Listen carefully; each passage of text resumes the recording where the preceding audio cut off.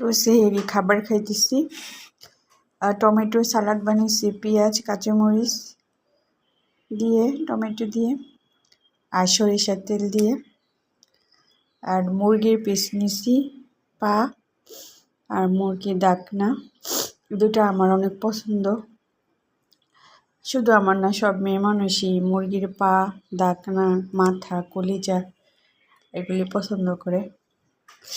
তো সে এই সময় উঠলে সাধারণত মানে খাইতে অতটা ভালো লাগে না, তারপরও খাইতে হয়, কারণ সারাদিন তো না খেয়ে থাকতে হবে।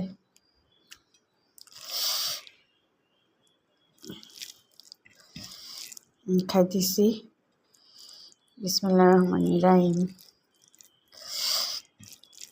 তাড়াতাড়ি খাইতেছি, 4টা বেজে গেছে।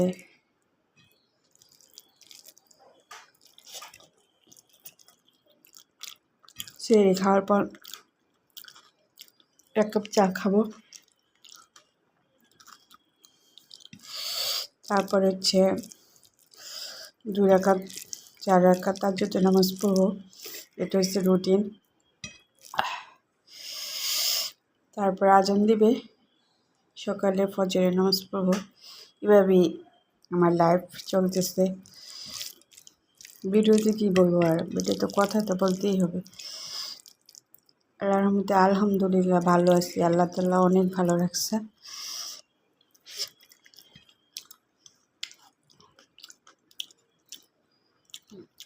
সাথে খাবো এই করলাটা।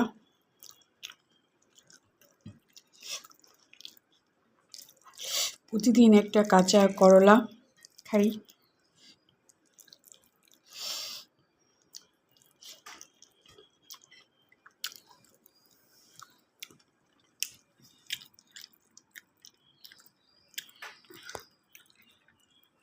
আর এরকম একটা খাই, একটা পাকা টমেটো খাই।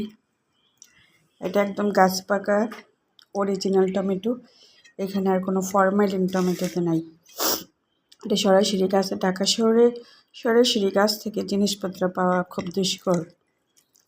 তো এটা এখানে একটা জায়গা আছে গুড়টা থেকে সরাসরি গাছ থেকে নিয়ে আর হচ্ছে টমেটো সিজনে আমি অনেক বেশি টমেটো খাই। সব কিছুতে টমেটো থাকতেই হবে।